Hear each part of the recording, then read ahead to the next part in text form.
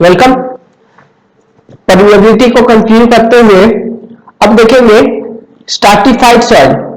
मतलब सॉइल, ये मान लीजिए ग्राउंड लेवल है, मैंने यहां लिखा हुआ है, देखिए ये वाला लेवल ग्राउंड लेवल है। तो यहां से लेके यहां तक आपको एक सॉइल है, ये मान लीजिए सॉइल ए है, सॉइल वन, और इसका जो डेप्थ है ये मान लीजिए Z1 है, और इसका विड्थ जो है ना, ये मैंने कंसीडर कर लिया यूनिट विड्थ, मतलब 1 मीटर या फिर 1 सेंटीमीटर, आपका सैंपल साइज जैसा है अकॉर्डिंगली कंसीडर कर लीजिए। ये इनटू द प्लेन जो विड्थ आपको दिख रहा है, ये वाला विड्थ, ये मान लीजिए यूनिट विड्थ, ठीक है। अब यहां से यहां तक देखिए, आपको नजर आ रहा है अलग तरह की सॉइल है। ये मान लीजिए सॉइल 2 है, और इसका जो ये है डेप्थ Z2, सिमिलरली ये Z3, ये सॉइल नंबर 3। तो ये अगर ग्राउंड पे कहीं भी अगर इस तरह का कंडीशन हो, ठीक है, तो हम उसे कहते हैं स्ट्रैटिफाइड सॉइल। स्ट्राटा है, स्ट्राटा। ये जो एक सॉइल है, एक सॉइल का depth, it is 1 soil strata, strata, okay, stratum, layer और लेयर। सो अगर लेयर डिफरेंट लेयर है तो उसे हम कहेंगे स्ट्रैटिफाइड सॉइल। अब स्ट्रैटिफाइड सॉइल है, यहां पर हमको निकालना है के equivalent of this soil. Equivalent permeability कितना होगा, कहने का मतलब है, देखिए ये अगर सॉइल 1 है तो इसका परमिएबिलिटी क्या होगी, इसका परमिएबिलिटी है सॉइल 1 का मान लीजिए K1, सॉइल 2 का अलग होगा क्योंकि दोनों का प्रॉपर्टी अलग है, K2, सॉइल 3 का मान लीजिए K3। तो अंडर डिफरेंट फ्लो कंडीशन, दो तरह का फ्लो कंडीशन है। सॉइल स्ट्रैटम यही है, लेयर यही है, लेकिन on basis of flow condition there are 2 cases. First series flow case, series flow condition, second parallel flow.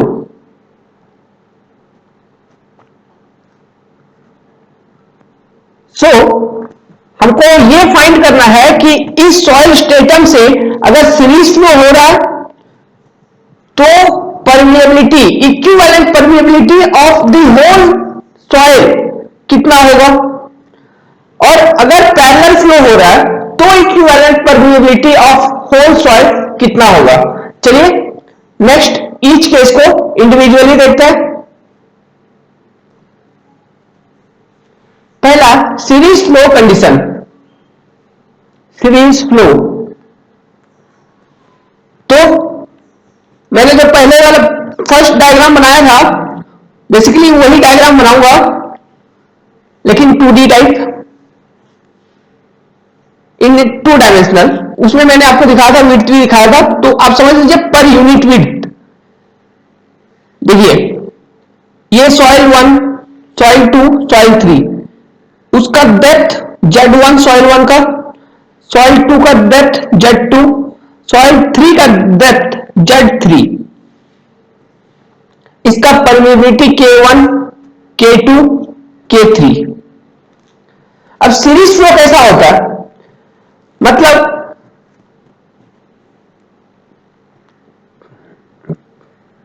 देखिए मैं बनाता हूं, मान लीजिए कि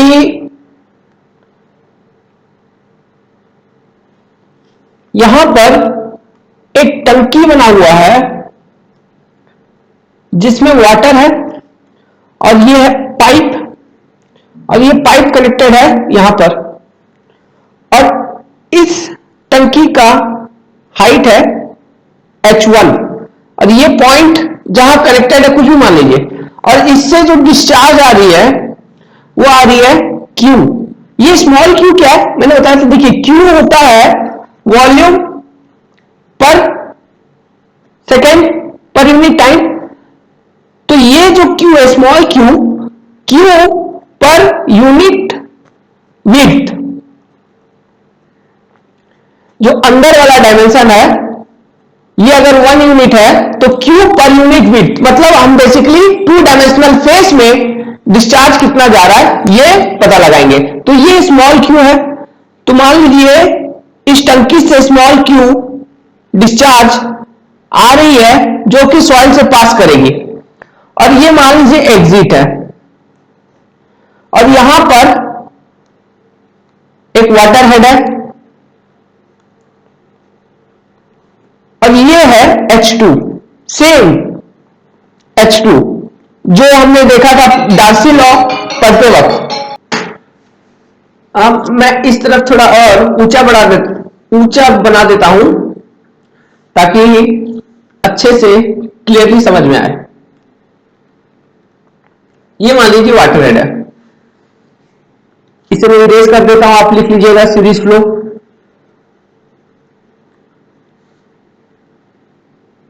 तो इनिशियली लेवल ऑफ वाटर कितना था, H1 फ्लो होने से पहले, और ये लेंथ ऑफ सॉइल L, ठीक है। तो जब फ्लो हुई थ्रू दी सॉइल, सॉइल के अंदर से जब पानी फ्लो कर रही है तो उसे कुछ ना कुछ लॉस होगा, उसमें इसका फ्लो वेलोसिटी में कुछ ना कुछ रिडक्शन होगी due to friction applied by soil grains over the soil water. Friction के कारण ये इसके जो सॉइल ग्रेन होंगे, पानी जब फ्लो कर रही होंगी तो सॉइल का सॉलिड इसको रोकने का कोशिश करेगा। क्यों रोकता है, देखिए बात क्या होती है ना कि ये आपका अगर सॉइल सॉलिड है तो ये इसका वेलोसिटी 0 है, स्टैटिक कंडीशन में है। अब अगर इसके ऊपर से तुम पानी बहा दोगे, इसमें वेलोसिटी है, ये भी 0 है, रिलेटिव वेलोसिटी क्या होगा, रिलेटिव वेलोसिटी सोच समझने का कोशिश करिए। रिलेटिव टर्म्स में आप कह पाओगे कि ये वेलोसिटी 0 है, पानी क्या कर रही होगी, जिस डायरेक्शन में फ्लो हो रही है उसी डायरेक्शन में सॉइल सॉलिड को बहा के ले जाने का कोशिश कर रही होगी। लेकिन सॉइल सॉलिड क्या है, एक दूसरे से, इसके बगल में और भी सॉलिड है, और भी सॉलिड है, तो ये एक दूसरे की मदद करते हुए पानी के दबाव में नहीं आते, उसके साथ नहीं बहते।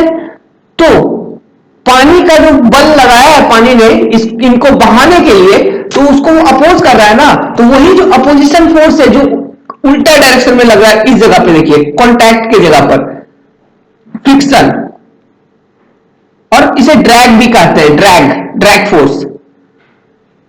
तो इन्हीं के कारण हमको कुछ ना कुछ लॉस मिलता है एट आउटलेट। ये आउटलेट है, ये इनलेट है, और यहां आउटलेट। तो आउटलेट में हेड में कुछ ना कुछ लॉस हो जाता है, तो ये H2 हेड मिल गया। तो हेड डिफरेंस कितना हो गया, ये हाइड्रोलिक ग्रेड लाइन, जब डार्सी लॉ समझ रहे थे तब समझे थे। तो H2 will be lesser than H1, तो हेड लॉस कितना हो गया, delta H equal to H1 minus H2 आपको मिला। ये हेड लॉस किसमें हुआ है, L लेंथ ऑफ सॉइल में हुआ है। इसी हेड को बोलते हैं सीपेज हेड। देखिए वाटर का जो फ्लो हुआ है थ्रू सॉइल उसे हम सीपेज भी कहते हैं, seepage of water through soil, ठीक है। तो इस H को स्मॉल h से डिनोट कर लो, इसे इस स्मॉल h को हम सीपेज हेड भी कहते हैं। Okay, let me erase first, कुछ जगह खाली कर लेते हैं।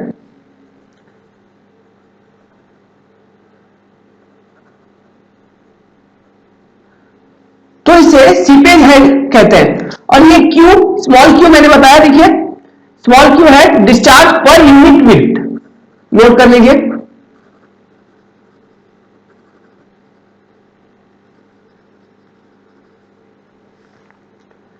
तो ये स्मॉल h हो गया सीपेज हेड। तो हाइड्रोलिक हाइड्रोलिक ग्रेड क्या होता है? सीपेज हेड मतलब H1 माइनस H2 का डिफरेंस पर यूनिट लेंथ, मतलब head loss per unit length. ये क्या है? Length flow, length of flow, यही लेंथ से फ्लो हो रही है।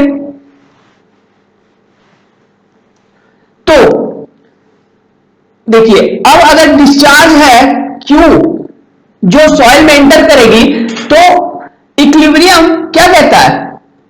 आउटलेट में डिस्चार्ज Q होगा। आपको डिस्चार्ज अगर Q एंटर कर रहा है तो Q आपको एग्जिट भी करना है, मिलना भी है। अब एक चीज देखो कि पर यूनिट फीट के टर्म्स में एरिया ऑफ सॉइल 1 क्या होगा? Z1 into 1। Area of soil 2 क्या होगा? Z2 into 1। Area of soil 3 क्या होगा? Z3 into 1। So Z1 Z2 Z3, Z1 not equal to Z2 not equal to Z3, so A1 not equal to A2 not equal to A3। Okay, अगर ऐसा है तो आप क्या कह सकते हो कि कंटिन्यूटी इक्वेशन देखिए, कंटिन्यूटी इक्वेशन क्या कहता है? Area into velocity is equal to discharge Q, ये कहता है कंटिन्यूटी इक्वेशन। तो अब देखिए यहां पर ये जो सीपेज हेड था, ये लॉस किसने किया है? L लेंथ ऑफ सॉइल में। तो सॉइल 1 का लेंथ कितना है? L है। सॉइल 2 का लेंथ कितना है? L है। सॉइल 3 का लेंथ कितना है? L है। तो हाइड्रोलिक ग्रेडियंट सॉइल 1 I1 होगा, तो ये क्या होगा? H1 by L1। उसी तरह सॉइल 2 में I2 होगा, वो होगा H2 बाई L2। सॉइल 3 का I3 जो होगी H3 अपॉन L3। अब देखिए L1 equal to L2 equal to L3, length of flow यही है। सो अब head loss, seepage head, total seepage head H loss किया है L लेंथ ऑफ सॉइल में। तो सॉइल 1 का लेंथ है L, सॉइल 2 का भी सेम, सॉइल 3 का भी same. So total seepage head loss in soil 1 कितना? सेम H, वो H ही लॉस कर पाएगा मैक्सिमम, ठीक है। So seepage head loss in soil 1 भी H, 2 में भी H, 3 में भी H, मतलब H1 equal to H2 equal to H3 equal to H। So I1 equal to क्या हो जाएगा? I2 equal to I3 equal to I hydraulic grade equal to H over L equal to delta H over L, यही होगी। अब देखिए velocity according to Darcy क्या होता है? Area, sorry it's not area, ये होती है K इंटू I। अब देखिए I तो कांस्टेंट है, I कांस्टेंट हो गया, कांस्टेंट फॉर ईच लेयर। तो but K1 not equal to K2 not equal to K3 ना, ये डिफरेंट है। सो मैं ये कह सकता हूं V1 will be not equal to V2 not equal to V3। तो मैं ये भी कह सकता हूं कि जो डिस्चार्ज है हर एक लेयर से अलग अलग होगी, मतलब Q1 will not equal to Q2 will not equal to Q3। Continuity equation को यूज करिए, एरिया अलग है, वेलोसिटी अलग है, तो Q अलग होगा। इसलिए मैं ये कह सकता हूं ना, discharge per unit weight through soil 1 is not equal to discharge per unit weight through soil 2 and same for soil 3। तो वो कितना होगा? आउटलेट में आपको डिस्चार्ज कितना मिल रहा है? जब finally Q inlet RHS must be equal to LHS, तो Q आउटलेट। तो बीच में 3 लेयर है, ये है Q1 पास हो रहा है, ये Q2 है, ये Q3 है। तो इस कंडीशन को सेटिस्फाई करने के लिए आप क्या लिख सकते हो, Q equal to Q1 plus Q2 plus Q3, 3 में डिवाइड हो रहा है। अब देखिए Q, ये क्या है, Q per unit width. So, according to Darcy law, velocity equal to Ki, or from continuity equation Q equal to area into velocity. So, area कितना, so Q1 कितना होगा, area 1 Z1 into 1 area of flow, ये flow area times velocity, मतलब K1 into I1 लिख लीजिए अभी फिलहाल के लिए, K1 इंटू I1। तो similarly for Q2 and Q3, और ये Q मैं ऐसे लिख सकता हूं क्या, ओवरऑल Q की Z1 plus Z2 plus Z3 into 1 area into K equivalent, मतलब तीनों सॉइल का, multiplied by I hydraulic gradient. So अब हमारे पास इक्वेशंस मिल गए, तो हम ऐसे लिख सकते हैं summation Z into K equivalent into I must equal to Z1 K1 I1 plus Z2 K2 I2 plus Z3 K3 I3। So इसको आप अब K इक्विवेलेंट को लिखोगे तो कैसे लिख पाओगे, I यहां पर देखिए हमने एक इक्वेशन निकाला था कि I equal to I1 equals I2 equals I3, तो I सब में कैंसिल हो जाएगी, तो आपके पास बचेगी क्या, K इक्विवेलेंट हो जाएगा Z1 K1 plus Z2 K2 plus Z3 K3 plus dot dot dot, और भी अगर लेयर है तो आप बढ़ा देना, डिवाइडेड ओवर समेशन Z, नीचे हो गया समेशन Z I इक्वल्स 0 नहीं होगा 1 to n, ये हो जाएगा, यहां पे प्लस Zn Kn कर लीजिए, ठीक है। ये आ जाएगी आपका equivalent permeability in series flow condition, equivalent permeability under series flow condition through stratified or parallel soils। Okay, तो ये फॉर्मूला याद रखने लायक है, इससे बहुत क्वेश्चन पूछता है। अगर फॉर्मूला निकालना समझ गए, बार बार देखिए, इसे ध्यान में आ जाएगा कि कैसे निकाला जाता है।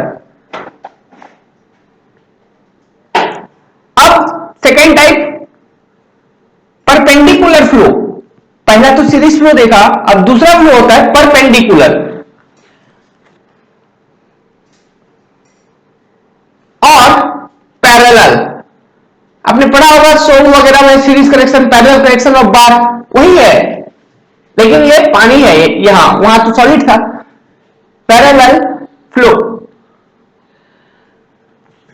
सिंपल है, आप अगर सोच लिए हैं तो आपको आइडिया लग चुका होगा। ये देखिए, ये सॉइल है,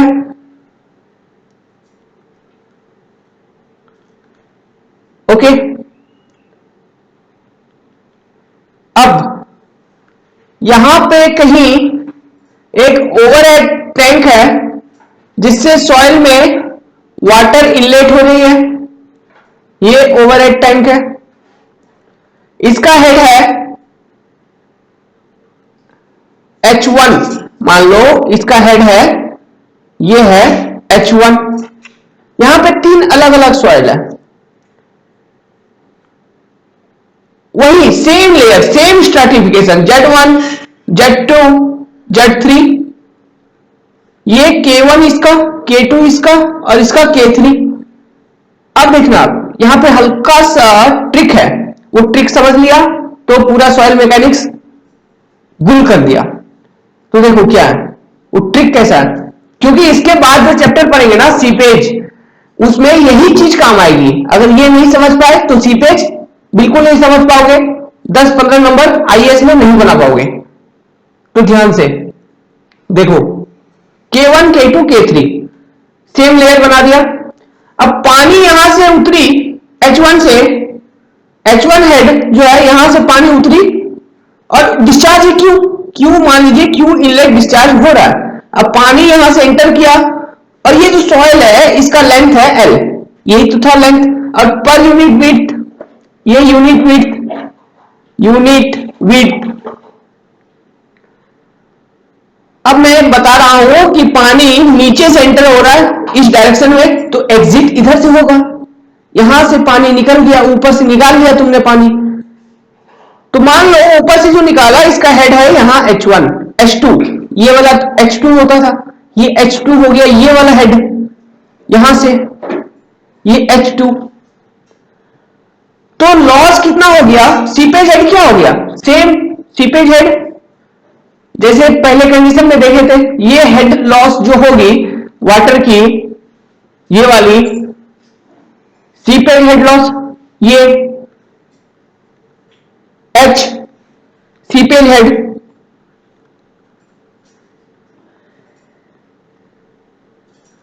ओके, तो ये सीपेज हेड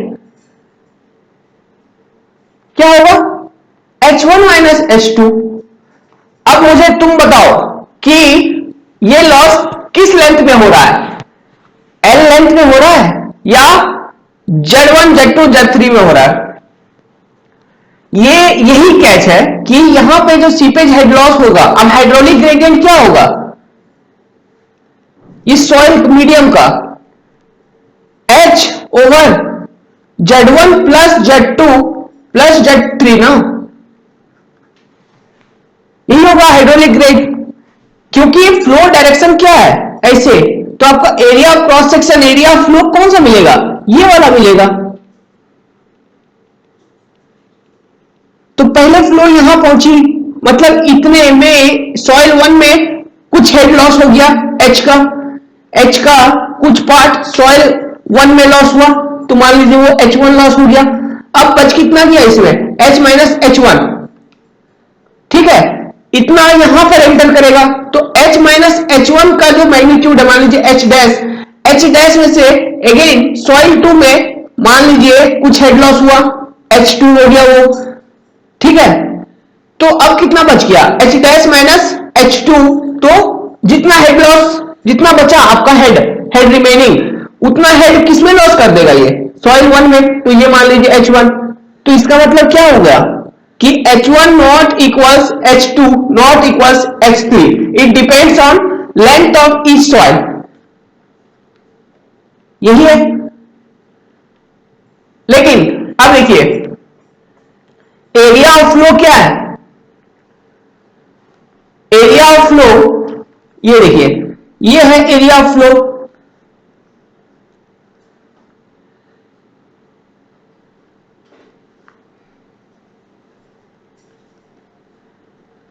ये वाला जो एरिया है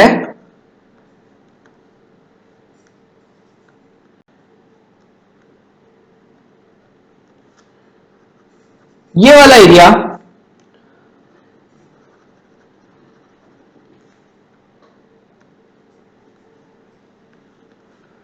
यहां से एंटर कर रही है ना, यहां से क्यू यहां से एंटर कर रही है और Q आउट हो रही है यहां से, ठीक है।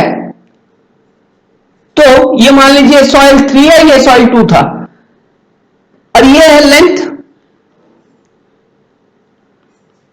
और ये Z1 Z3 और ये Z2। एग्जांपल ले रहा हूं ऐसे ही समझाने के लिए। तो एरिया फ्लो यहां पे क्या मिल रहा है आपको, अगर सोच लिया है तो सही सोचा है, लेंथ L इंटू 1 यही मिल रहा है। तो area of flow through soil 3 equal to area of flow soil 2 equal to area of flow soil 3 soil 1 sorry, equal to कितना, L इंटू 1। सो Q क्या होता है, एरिया इंटू वेलोसिटी, ठीक है। सो हम ये कह सकते हैं क्या, Q जो यहां इंटर करेगा, Q यहां निकल रहा है, तो Q1 is equal Q2 equal to Q3 होगा इस केस में, ठीक है।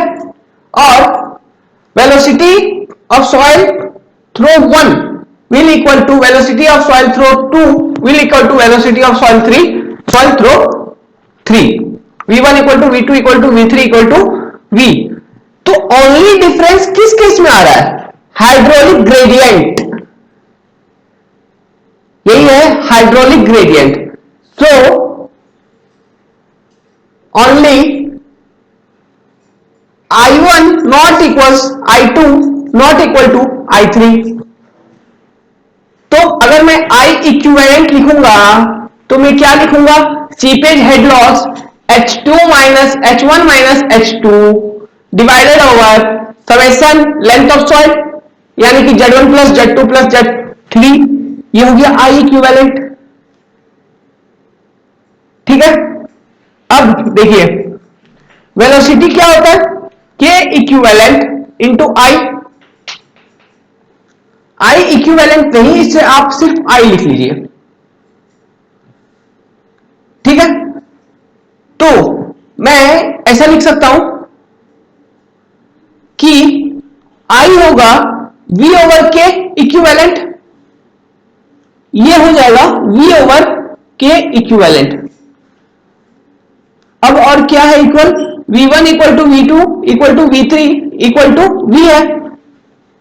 सो टोटल I कितना होगा, I1 plus I2 plus I3 लिख सकते हैं क्या, I3 इसे ऐसे नहीं लिखेंगे, इसे ऐसे लिखेंगे, देखिए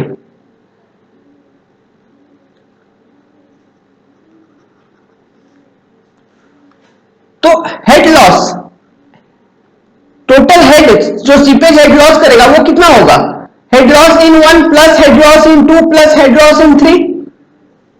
तो H इक्वल टू कैसे लिख सकते हैं हम, I इंटू जेड लिख सकते हैं ना, ठीक है, ऐसा लिख सकते हैं। So I into summation Z equals to I1 Z1 plus I2 Z2 plus I3 Z3, ऐसा लिख सकते हैं। अगर ऐसा लिख सकते हो और तुम एग्री कर रहे हो तो I अभी मैंने निकाला है, क्या निकाला है, देखो यहां I को मैंने क्या लिखा, H over V over Q लिखा मैंने, तो मैं ऐसे लिख सकता हूं V over K equivalent into summation Z।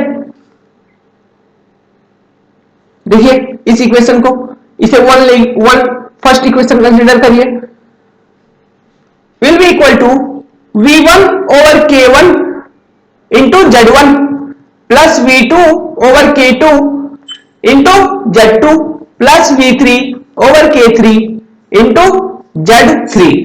अब V1 equals V2 equals V3 equals V। So summation Z over K equivalent will be Z1 by K1 plus Z2 over K2 plus Z3 over K3। अब बराबर कर लो, क्या निकालना है तुमको, K equivalent निकालना है। तो K इक्विवेलेंट क्या हो जाएगा, ये चीज ध्यान रखिएगा, ये फॉर्मूला बहुत कंफ्यूजन होता है इसमें। Summation Z divided over Z1 over K1 plus Z2 over K2 plus Z3 over K3।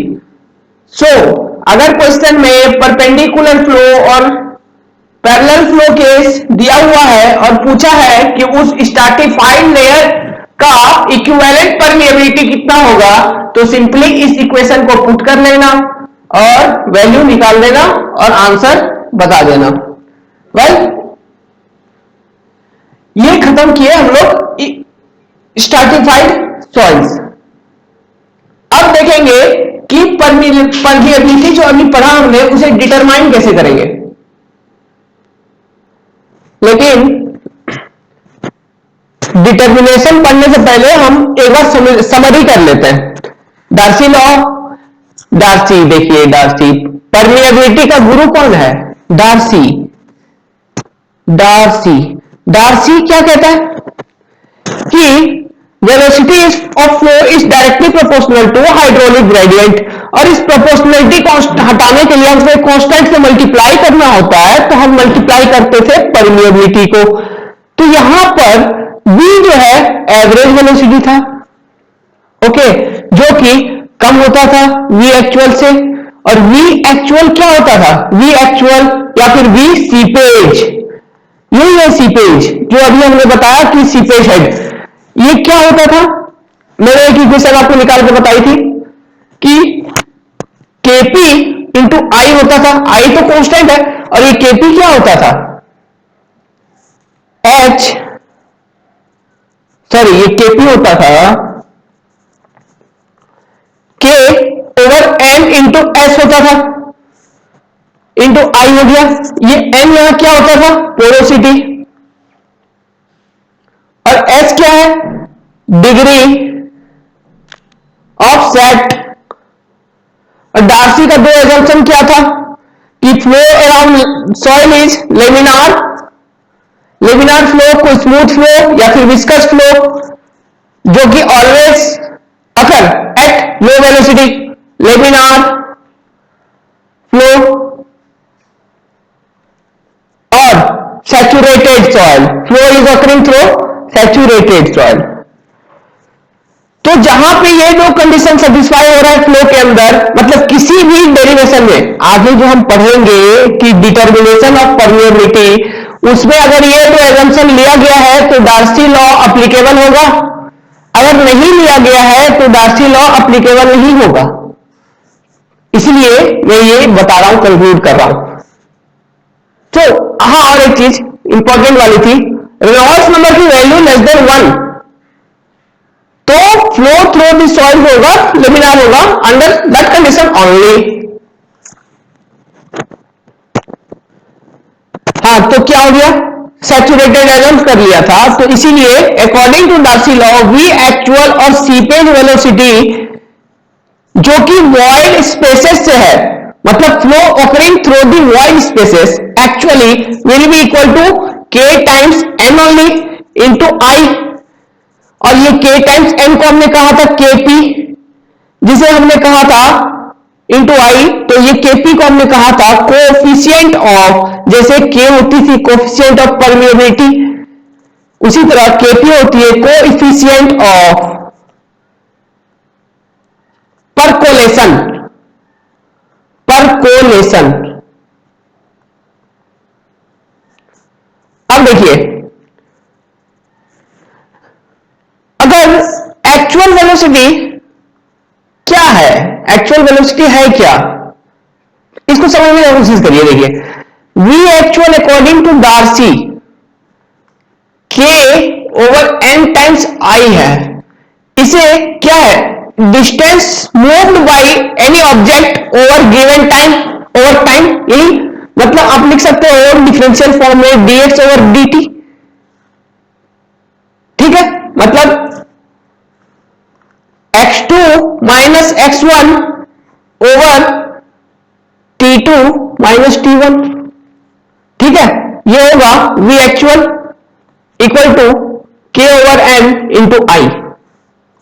इस इक्वेशन से भी क्वेश्चन तो नहीं बनता है क्योंकि पूछता ही नहीं है, लेकिन एक कॉन्सेप्ट हम समझेंगे डिटर्मिनेशन में, और उसका नाम बता देता हूं।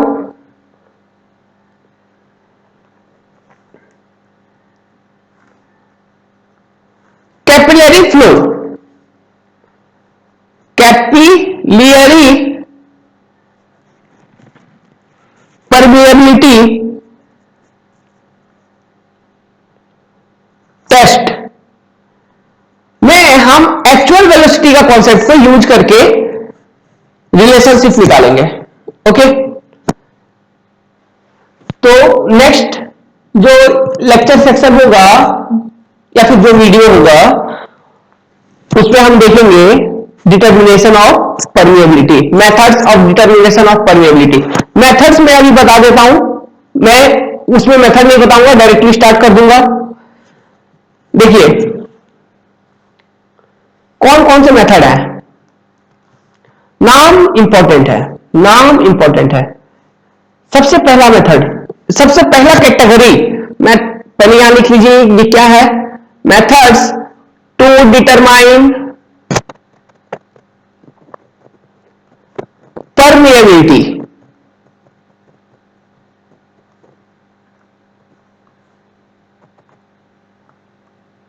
तो ब्लैक ही है, हाँ थिननेस कर देता हूं। ये देखिए पहला कैटेगरी होगा जो आप लैबोरेटरी में करोगे, लैबोरेटरी मेथड्स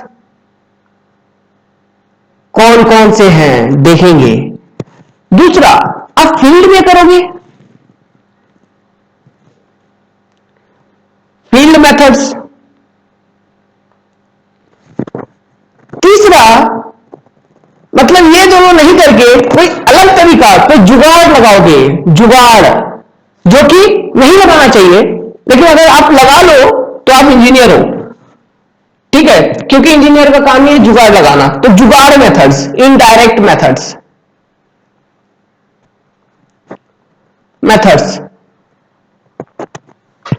तो देखिए लैबोरेटरी में हम कौन कौन सा मेथड करते हैं, तो लैबोरेटरी में करते हैं तो एक्यूरेट होना चाहिए, अच्छा मेथड्स होगा। Constant head permeability method,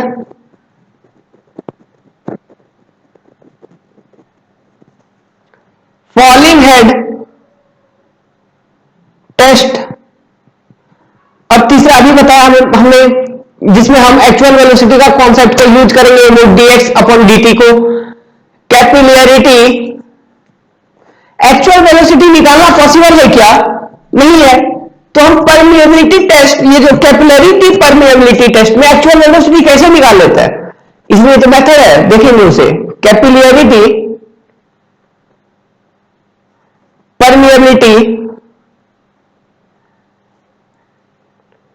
test. Field में हम क्या करते हैं, एक मेथड है अजीब है, देखिए पंपिंग आउट टेस्ट, ये ठीक मेथड है। पंपिंग आउट मतलब कुआं देखें क्या आप, वेल, हम कुएं से पानी निकालते हैं, वेल से पानी निकालना शुरू करते हैं, ओके, और उसको हम डिस्चार्ज, वो जो वेल से पानी निकाल रहे हो तो वो तुम क्या कर रहे हो, डिस्चार्ज ले रहे हो, तो डिस्चार्ज पर यूनिट टाइम, मतलब वॉल्यूम, कितना वॉल्यूम पर मिनट टाइम निकाल रहे हो, वही हो गया डिस्चार्ज। उसको हम इक्वेट करते हैं डार्सीस इक्वेशन से किसी तरह से, और हेड लॉस वगैरह से, और परमिएबिलिटी निकालने का कोशिश कर लेते हैं, और वहां से परमिएबिलिटी निकालते हैं, वो हो गया फील्ड मेथड।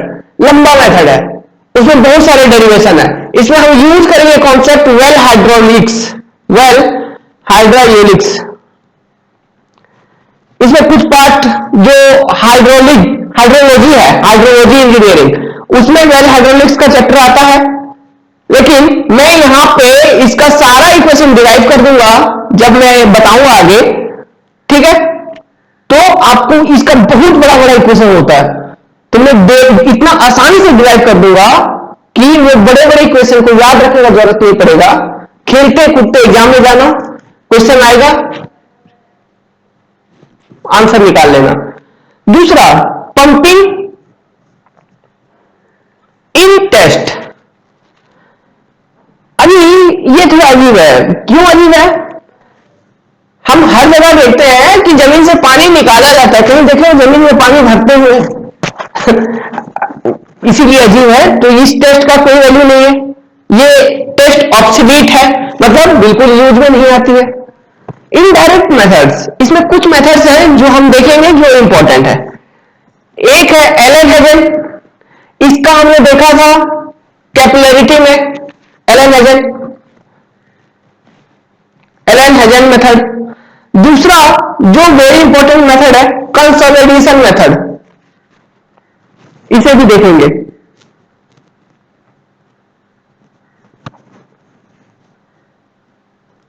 तो इंपॉर्टेंट कौन कौन सा है मैं उसे हाईलाइट कर देता हूं। कांस्टेंट हेड परमिएबिलिटी, इसको आप 2 स्टार दीजिए। Following head test 3 star, very important, बहुत बार क्वेश्चन इससे पूछा जाता है। कैपिलरिटी परमिएबिलिटी टेस्ट को रैंक 1 स्टार, इसे 2 स्टार कर लीजिए। इसमें पंपिंग आउट टेस्ट, ये तो आप भूल ही नहीं सकते, इसे बहुत सारा टॉपिक क्लियर हो जाएगा, बहुत आइडिया लग जाएगा। पंपिंग आउट टेस्ट अगर आप समझ लिए तो बहुत क्वेश्चन बनते हैं। इसमें दोनों इंपॉर्टेंट है, ठीक है, और इसमें सिर्फ ये वाला, लेकिन हम देखेंगे तीनों, क्योंकि आईएएस का कन्वेंशनल में कभी कभी पूछ देता है right A short notes on, और ज्यादा लंबा नहीं है, 3 नंबर 5 नंबर अधिक से अधिक, लेकिन लिखना पड़ेगा, नंबर चाहिए तो, इसलिए डिस्कस कर लेंगे। Okay, now I am ending here. Well, thank you for observing.